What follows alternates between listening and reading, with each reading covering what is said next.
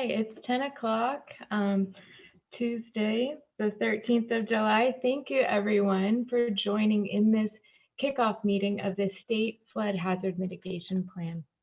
As you've just heard, this meeting is being recorded. We are going to make the video available on the project website after the meeting concludes for those who are unable to attend. My name is Adele Phillips. I am the Flood Mitigation Planner for the state's Department of Natural Resources. A few more housekeeping items to go over here at the beginning.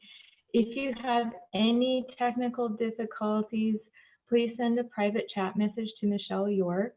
Her email is michelle.york@nebraska.gov, and I believe it is in the chat as well for those of you who have access to that. As you notice, the meeting's being recorded. We will not be producing minutes for the meeting, just the video being available on the website is the documentation that we will have. Please remain on mute during the entirety of the presentation.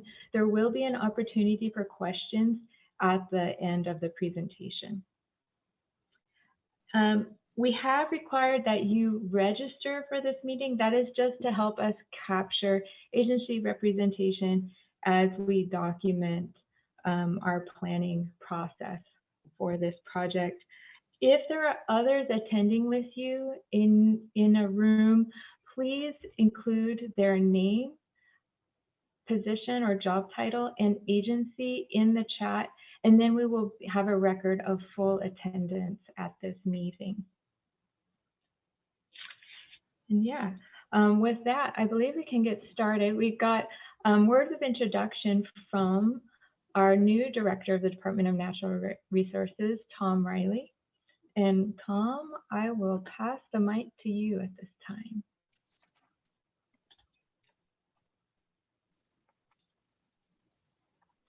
Thank you very much, and just a good morning to everybody, and a welcome to our kickoff meeting for the Plan Development Committee.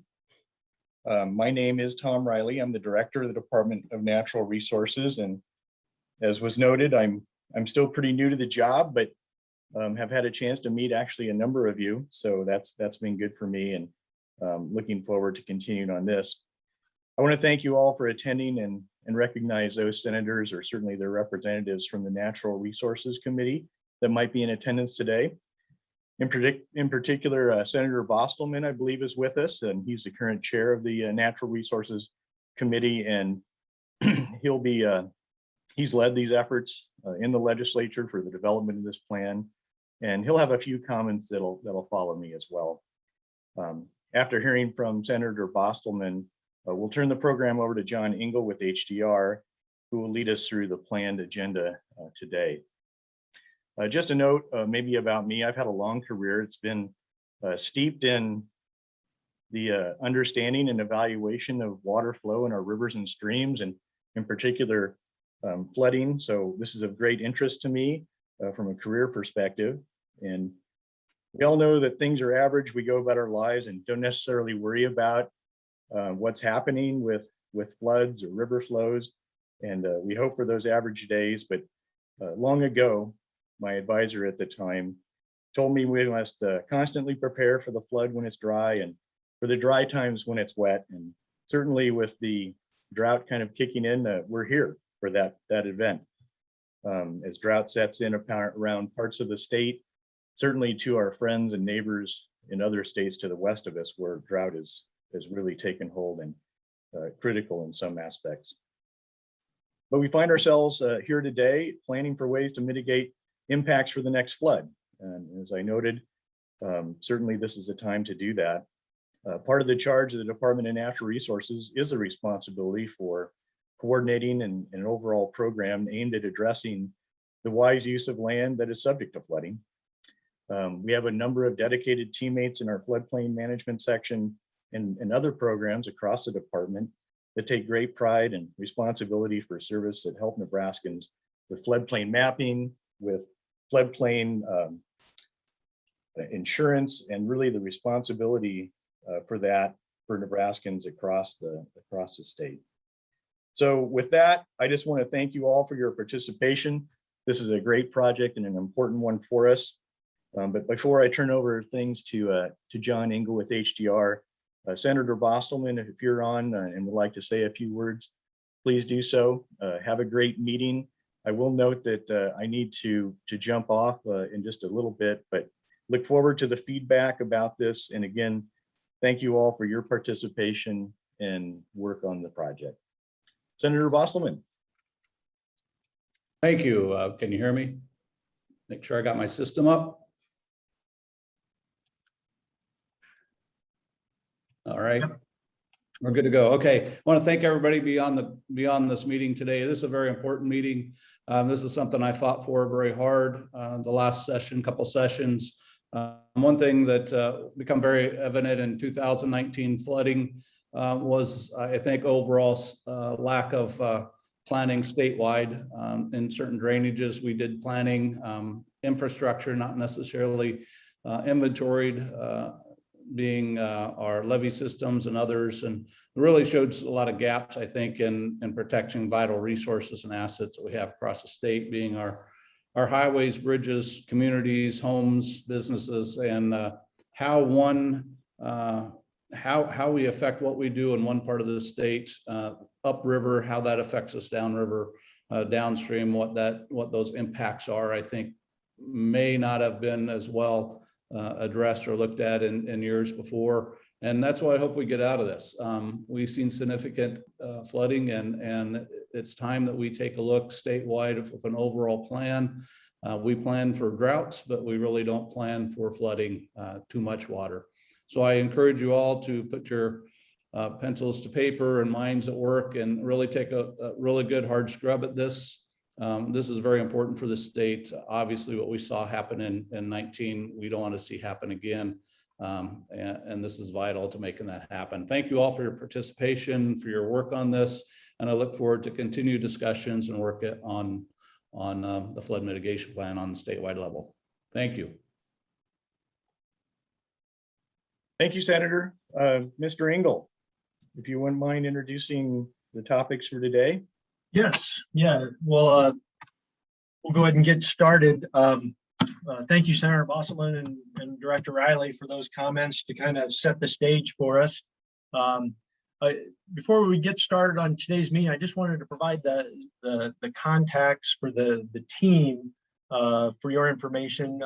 You've met Adele, and she will be the primary point of contact for correspondence, but you also may see emails or correspondence from myself or from Stephanie Ritterhouse or Julie Malachik from the HDR team, who will be providing emails of updates and requests and calendar invites and various correspondence. So we'll be the primary team from HDR that's supporting the department in this endeavor.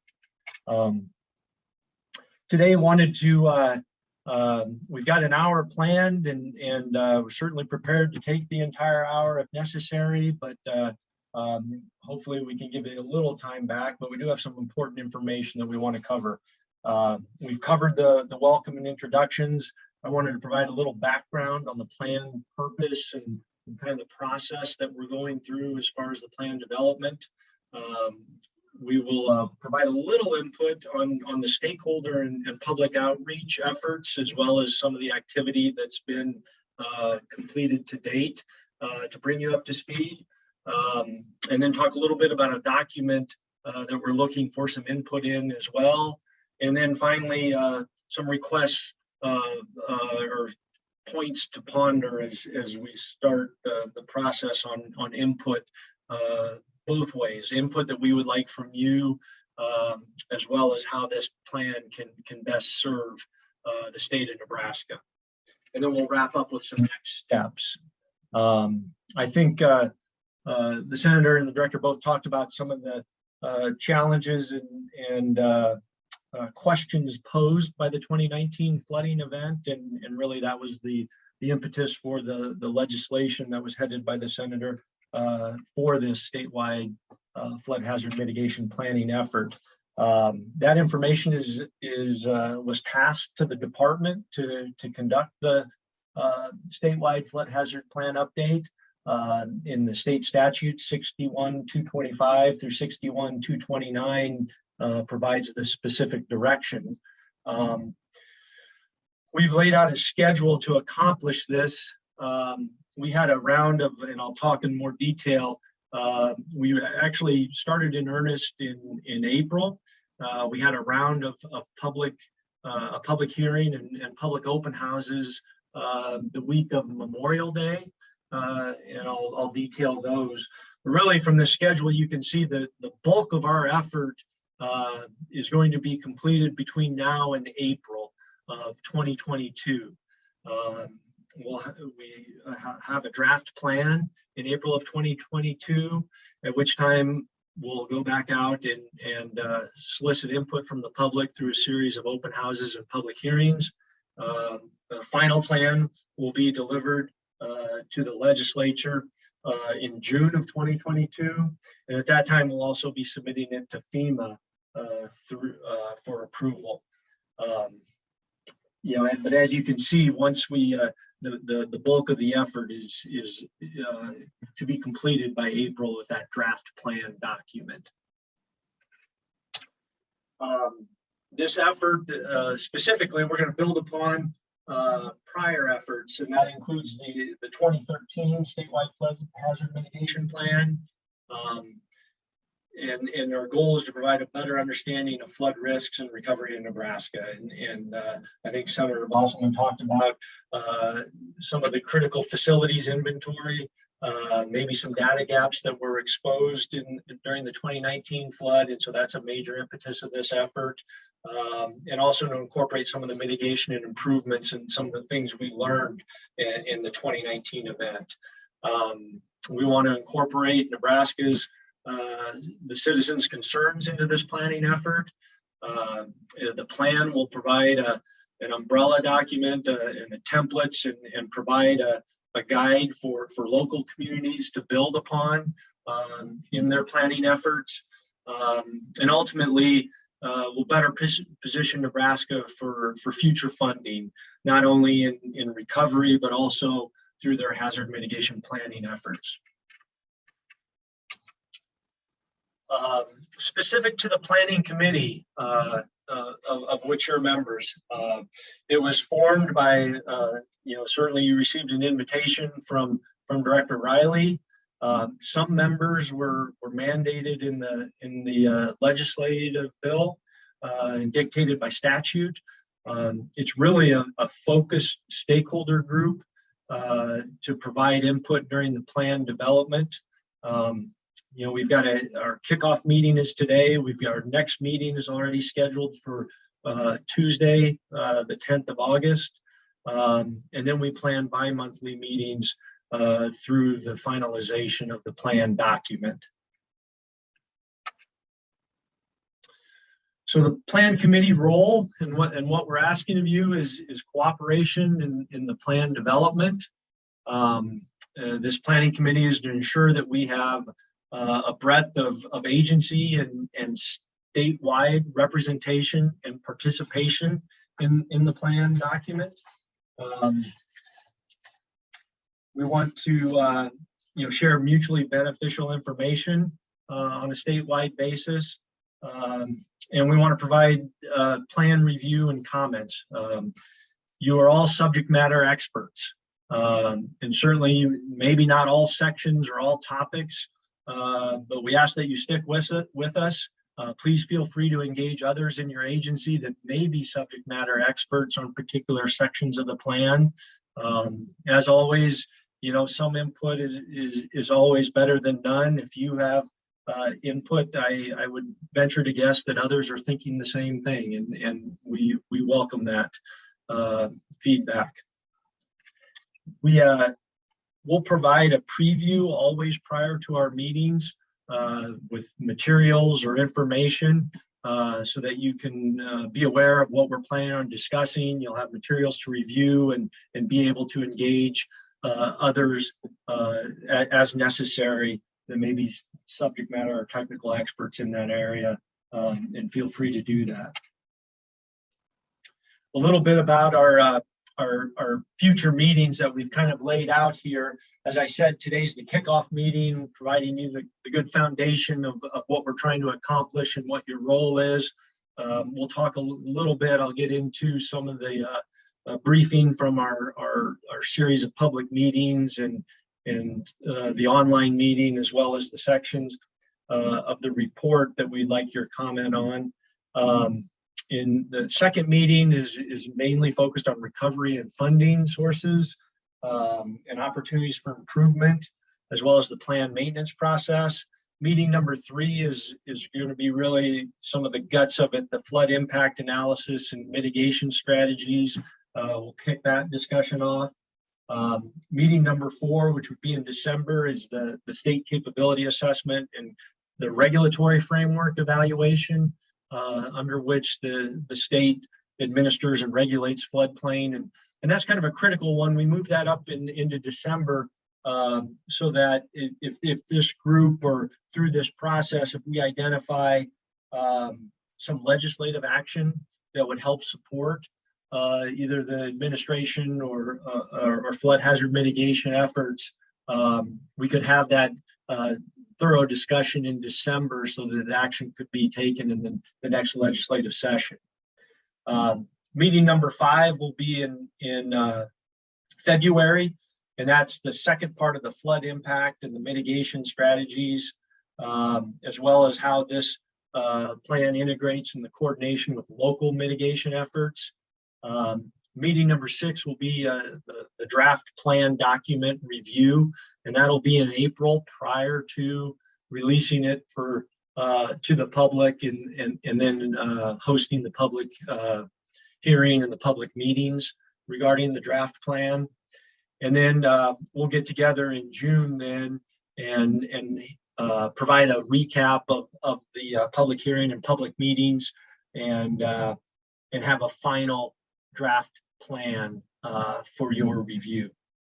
So that's kind of the roadmap of what we've laid out at this point in time and projecting where we'll be and what our schedule and topics will be going forward. We'll try to, today's meeting, we'll try to keep it to an hour-ish so that we aren't monopolizing your time. And certainly we'll provide the materials ahead of time so that we can have a good focused discussion and provide you every opportunity to be prepared for the discussion. Before I get into some of the recap, I would just open it up to if anyone in either take yourself off mute or in the chat, if there are any questions or comments or about the process that we're undergoing, about the planning committee itself or particular roles, we would entertain those right now.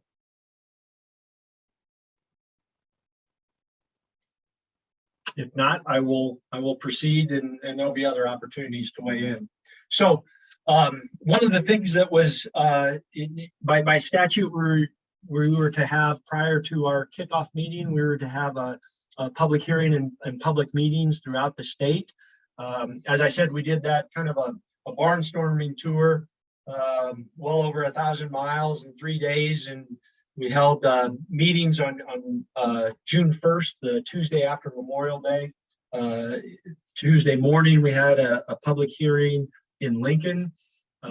Tuesday evening, we had an open house in Kearney. Wednesday morning, we had a meeting in Alliance. And then Thursday morning, we had a meeting, an open house in Valentine. And then we wrapped up Thursday evening in Norfolk with an open house. And this, it was a group of the HDR team, Katie Ringling from the department and her staff, and then folks from NEMO were also in attendance. The discussion topics included the 2019 flooding impacts. We talked about critical infrastructure, how their communities were impacted. We talked about recovery and some of those challenges. The department was there to answer questions on ongoing and planned mapping activities. And NEMA provided a lot of input on recovery resources and processes and some of the ongoing activities related to recovery. We had a pretty good participation. Certainly the areas of central, northern, and eastern Nebraska where the 2019 flood effects were more prominent. We had better attendance in out west. There was fewer attendance, but certainly people are equally as engaged in the topic. There was a lot of discussion that centered around some of the challenges in regulating floodplain or mitigation actions related to land ownership and private-public land ownership. There was a lot of discussion about floodplain buyouts and the process that is implemented. There was a lot of folks had a lot of great mitigation ideas. In Norfolk in particular, there was a gentleman that, he had, not only did he have an entire plan to alleviate the flooding at the Platte and Loop confluence, he also had by name who should pay for it. So there was a lot of great input that was had, a lot of passion on the topic. The meeting is out there. We also had a story map online meeting that for those that couldn't attend, and I'll show you what that looks like. That link that you click there out on the DNR website, and I think Julie may put this in the chat box for you, will take you to this landing page, and this is the home page for the study effort. And it provides a lot of the information that I've provided to you in probably a lot quicker than I did. But there is a particular link here to the story map. And if you click on that link, it will take you to this page, which is our online public meeting that we utilize. And I would encourage you to walk through here. We're soliciting some specific feedback through this. We provide the background of the study effort and the project overview, some of the benefits that we've talked about here. One of the things we have is this area where we're kind of cataloging not only 2019 flood impacts, but also some of the critical infrastructure. And I'll give you a quick demo of this and kind of explain what you see here. You don't need any special GIS software. We've got it all linked in here, but what we've done is that a lot of this information was provided by NEMA. And if I turn on this legend, you can see these are the types of impacts that were felt in 2019, everything from debris removal to parks and rec to, bridge and culverts. We've got these cataloged throughout where there, here's a damaged bridge approach on Highway 52. And, so that you can go through and look at all of these different areas and in particular impacts that occurred.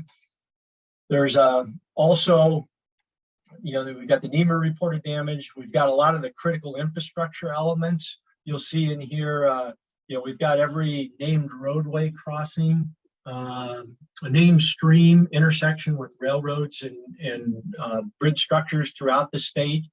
As we start thinking about critical infrastructure and emergency response and modes of transportation that occur. So all of this information has already been entered. We've also asked folks that if there are critical infrastructure or impacts that currently aren't reflected, that you could certainly enter those in.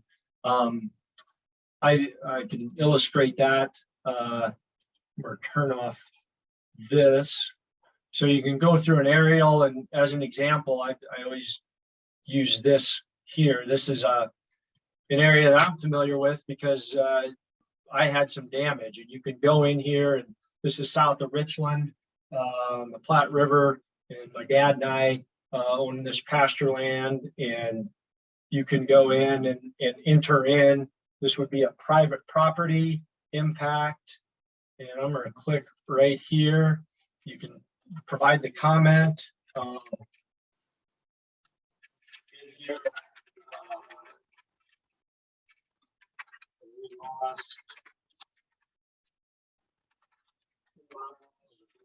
and barbed wire fence. And you can save that, and then that'll pop up as well, it should. There it is. Yeah, it'll pop up as a note on there and be entered into the database. So that's one of the things that we've used in the public meeting is as a means to get input on critical infrastructure and elements that we would like to capture as part of this effort. The other thing on the online story map, beyond just that information, we have a couple surveys that we've put in there. One of them is the recovery, and it's an embedded survey where you can just respond and save, and it'll provide the information again that we can sort and catalog and use to inform the planning process. A lot of things about the recovery, what local community assets or strengths were valuable, what were the community vulnerabilities. I think there's 6 or 7 questions, and it automatically logs it. We have a second survey that was primarily focused on resources, and this was not only on recovery resources but also on resources as far as floodplain administration or regulation to mitigate flood hazards. Similar deal, a series of questions and really ask for challenges as well in some of these elements. So that's kind of, and then we've got the schedule, and finally we've got other comments and questions for people to provide input, more general comments to the project team as we go forward. I'm going to go back to that online story map. As I said, we'd like you to go out and certainly provide to your constituents and colleagues as you see fit to gather as much input as possible to guide the team. The online public meeting will be open till the 23rd, which is a week from this Friday at 5 o'clock. And so we'd like to get as much participation as possible. Some of the results that we've just queried, one of the things was, this is a question from the survey, indicate the level of awareness regarding availability of flood recovery resources. We're trying to gauge just how aware the general public is of those types of resources. Another question was, what are some of the resources that you've accessed? A lot of them access donated services and supplies, funding to rebuild. This other category, and some of the others that were identified were, local church organizations or volunteer agencies and volunteer workers that came together to help on cleanup and provide assistance, insurance and restore farmland, legal aid. We asked a question about what challenges did you encounter through the effort, and a lot of people said there was a lot of complicated, more process related, complicated documents and forms. And in that other category, and also a lot of people, certainly as disasters are declared and FEMA comes in to provide assistance, there's a lot of challenges with staff turnover. And that was noted as, that rotation. A lot of folks that were seeking relief felt like they were starting over from square one every time there was a new staff person assigned. And then some of them were physically related. Some of them, the broadband internet access was a challenge. Some of them said the proximity and location, transportation limitations were a challenge to accessing resources. So a lot of good information we're gathering, and certainly could always use more to inform the study. The next thing I wanted to talk about was the plan documents for review.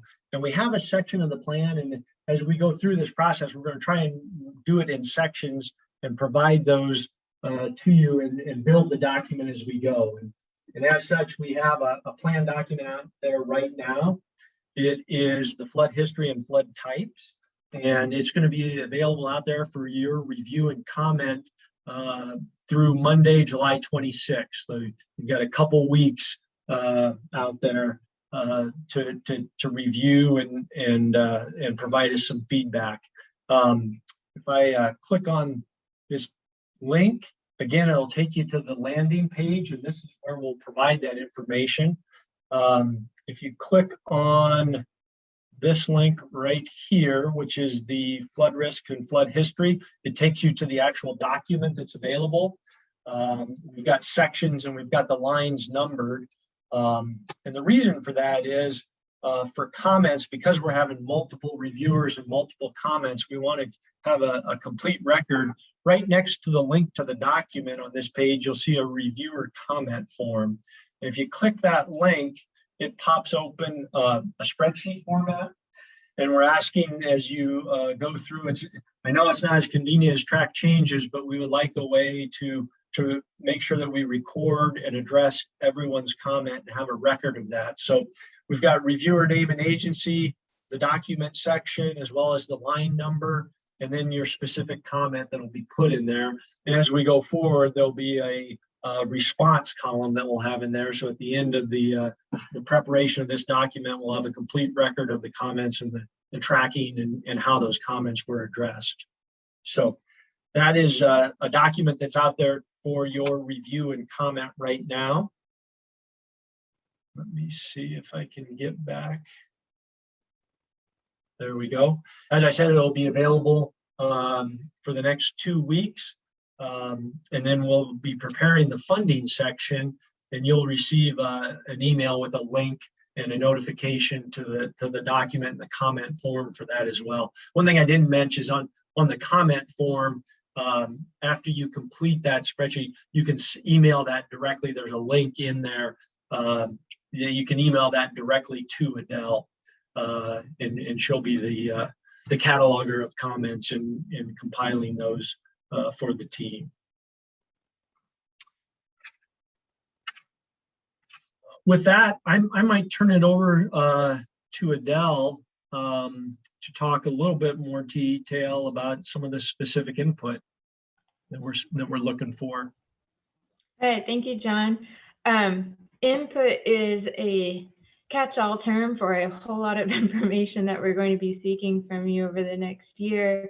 Right now, as we're seeking that sort of anecdotal evidence, GIS data points on the interactive map and in the survey that's going to be available. This is any member of the public is welcome to complete the survey. It's not exclusive to local officials or agency representatives. So if you have a means of helping us spread the word about this, we do have flyers that can be shared, and of course the website's always there, and we have advertised it via social media as well. Let me know if you know of some other vehicles for engaging the public and getting input in that interface. Also, right now we are seeking anecdotal evidence in the review of the flood history and flood type sections of the plan.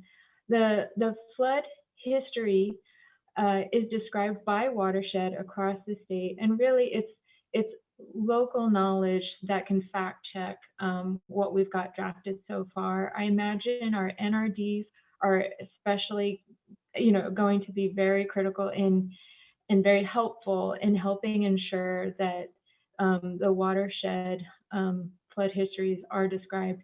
And we're not just thinking about 2019, but we're thinking about 100 years back as well. We want the full scope of flood history that has beset any one watershed across the state.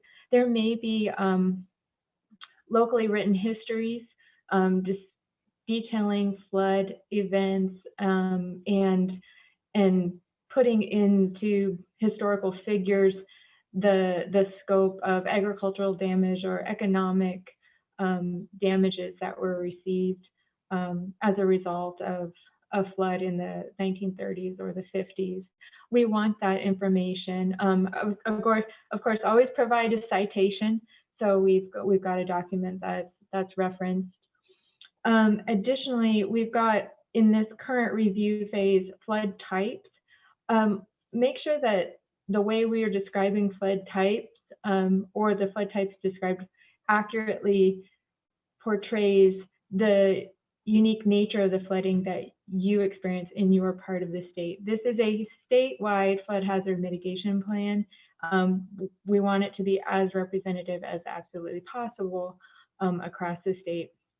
I'm a East State person. I really don't know the true dynamics of flooding in the Panhandle. I can't really speak with authority to it. So that's why we need broad-based input and review on this plan. You may look at the document and say, like, I don't have anything to add in this section. Well, there will be a section for you where you've got specific knowledge that can be helpful to us. That's going to be true in this flood history and flood type section, but it's also going to be true throughout the year. Other types of information that we're looking at, GIS data. We are going to be compiling a centralized list of critical infrastructure and state-owned facilities across the state, and we are going to be analyzing those locations for flood risk. So we are going to need spatial data. We already have a great start with regards to critical facilities. What we have now are critical facilities that have been reported by local jurisdictions in the last 5 years, give or take, as they have updated their local hazard mitigation plans. Some critical facilities become obsolete or are replaced with new structures elsewhere. Let us know if what's shown on that interactive map is representative of the critical facilities that you have in your community. To define critical facilities, that can be emergency response locations. It could be police or fire department, but it can also be healthcare facilities and schools, things that are integral in disaster response. It could also be your water supply, well fields and pump houses. These sorts of things need to be noted and protected. So if you've got GIS data, please send it to me. My address again is adele.phillips@nebraska.gov, and we'll put that in the hopper for this GIS-based analysis that we will be doing the bulk of the work on starting this fall. Another type of information that we're looking for is mitigation strategies. What's your approach to resiliency? This gets to the second bullet point here. How can this plan be beneficial to your agency? While this statewide flood hazard mitigation plan can be conceived of as an umbrella plan to local jurisdictions to help frame and guide local initiatives, it's also kind of a sister plan to other agency long-term planning instruments. It's possible that we can help leverage or augment your goals with regards to mitigation and resiliency. So please let us know what you have in your long-range planning or what you've got, what you're currently implementing. In the fall, we will also be shifting into the mitigation strategies development phase of this project. We want to know what you're doing in terms of green or gray infrastructure mitigations, but also, do you have early warning systems in place or planned? What educational outreach or activities are you doing or have goals for? This plan is a way to leverage our state's actions and objectives. And another thing, there's other co-benefits that we may be able to find. We know that drought mitigation actions can also support flood mitigation actions, vice versa. So we'll be looking for these joint benefits. Lastly, one of the things that we had recently was a one-on-one meeting with Department of Transportation, where Department of Transportation educated the planning team on what they had in the works regarding specific studies and also plans that they were developing. Our planning team is happy to meet with any agency in a one-on-one to share notes and incorporate your jurisdictions or your agency's goals into this plan. So if you'd like to set up a one-on-one meeting, please reach out to me directly and we'll make that happen.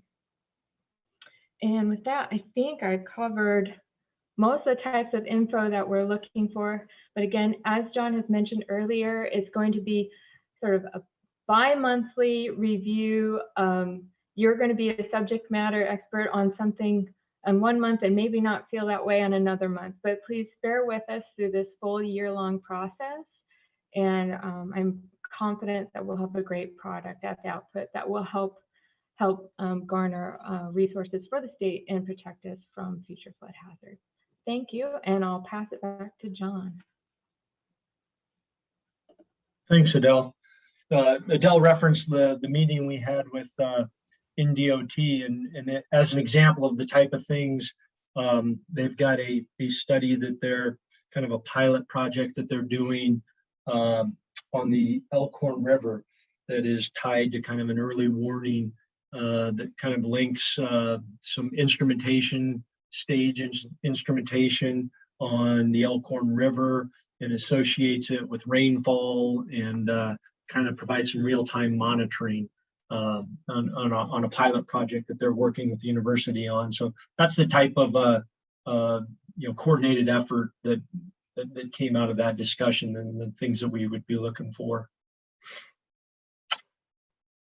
Let's see. John and Adele, this is Stephanie. There is a question in the chat right now, basically asking how the study team is interacting with the various local regional hazard mitigation plans or planning processes that are going on, like those that are being coordinated through the NRDs, if you could answer that. Yeah, I'm happy to speak to that. Nebraska Department of Natural Resources attends the planning meetings as we're able, and then we also review those plans for their flood hazard related content and then provide our comments back. We do that review during the public comment period when the local jurisdictions are also doing their public comments on the final plan. Adele, could I jump in here real quick? Mm-hmm. Hey, this is John Gassman. I'm the State Hazard Mitigation Officer with Nebraska Emergency Management Agency. So with that, Mr. Roseland, the other thing that we are doing here at NEMA as a partner in this planning process is pulling out the flood-related mitigation actions from the multi-jurisdictional plans that we have on file and providing that information to the planners, sort of as a starting point and a place to kind of lead that discussion for flood mitigation actions.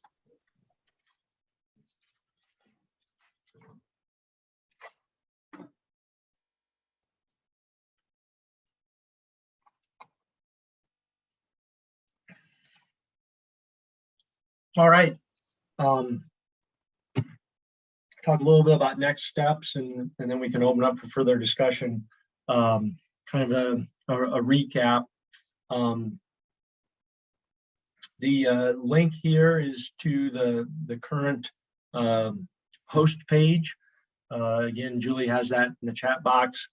It provides all the information and links to the document that we referenced, to the online story map, and to the comment form. We will have our next meeting, as we said. We've set them up for the second Tuesday at 10 o'clock every other month. And hopefully that doesn't conflict with you or a representative, designated representative to participate. If there's an unavoidable conflict, please let us know. We can connect in other ways. The recording, as we said, of this meeting will be on that website link there. We'll add a section called previous meetings. And so the recording of this meeting will be posted there. our next meeting. Prior to that, we'll provide links to the information that we'll be covering. But we've also got kind of a one-page plan update document that we'll provide. And that'll kind of give you an idea of, what sections have been completed, what sections are available for review, and kind of a snapshot status that will be provided prior to the meeting for discussion as well. So I think that's all the information that we had to provide to you today. I echo the comments, opening remarks from Senator Bostelman and Director Riley. We really appreciate your participation and interest and look forward to working with you. If there are any questions for Adele or I, we would take those now, or certainly you can follow up via email or call us directly after the meeting as well.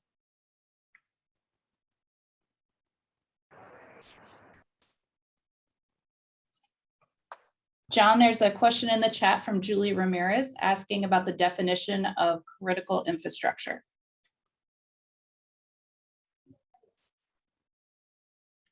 Yeah, Adele, do you want to take a crack at that? You had started. I don't have a written definition of that. Yeah, and I guess John Gassman, maybe you can correct me. I did go looking for a codified definition of this and didn't quite find it. Not at least within the statutes that I work within, but it is things that support health and safety in time of disaster response. It's your water, drinking water, and your septic. It's any health service facilities, clinics, hospitals. It could be long-term care facilities, anything that could be a shelter in time of disaster, anything that's a stockpile of important resources such as fuel, anything that houses equipment or personnel for disaster response, fire response, flood response, can be police force as well. Can be critical arteries for access in and out of locations as well. John Gassman, Nima, did I forget anything? How'd I do? No, I think you nailed it. Okay. Yeah, and it kind of varies. I've pulled up here if you still can see and if you're online, Julie, you can see, by some of this information was gathered from, as Adele said, the last 5 years, some planning efforts, but I'm just looking at North Bend, and they have like Birchwood Manor, that may be at risk. They have their water treatment plant. They have a Lutheran church. So it kind of varies. I think this is probably their wastewater treatment plant. They have some churches, some parish centers. That's the type of things that were identified. And as I noted, we've gone through, and you'll see out there each named crossing, that could be a critical transportation route that we've identified those throughout the state, both roadway and rail. So it looks like every community kind of has a different, there's universities and, sanitary and water infrastructure certainly is critical infrastructure. So those are all elements that you'll see that are already from local planning efforts that have been included in this database. If I may, this is Senator Bostelman, things that we saw, I think you can't discount those who live outside of the city limits.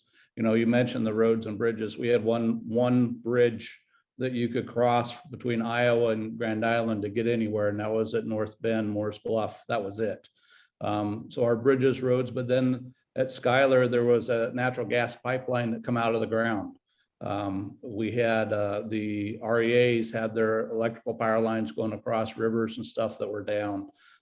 We had people that were obviously large, our livestock was out there, some things like that, I think you may not think of. So some of that you might want to think outside of the city limits a little bit as to what we have where, and consider those as well. And our levee systems were pretty important. We had a lot of places along some of the sandpit lakes and stuff where people live, those type of areas too. So I think critical expanded a little bit more than maybe what you're thinking right away within the confines of a village or a city. But think of those areas outside of that that also may have been affected. Obviously, the Spencer Dam was another one that got hit. So those are type of things we think of as well. But keep a little bit more of an open mind, I would suggest or recommend, and it's better to have more information and then come back later and say, oh, why didn't we talk about that? So thank you all for your efforts. Thank you.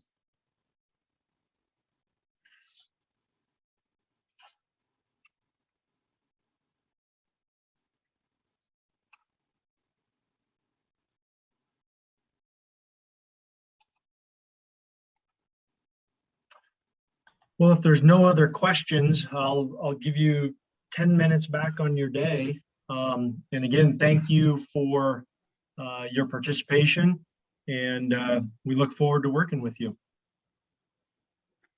Yes, and if you have any suggestions or outreach conduits that we should be utilizing, please send those to me, and we will use them to help spread the word about this important project.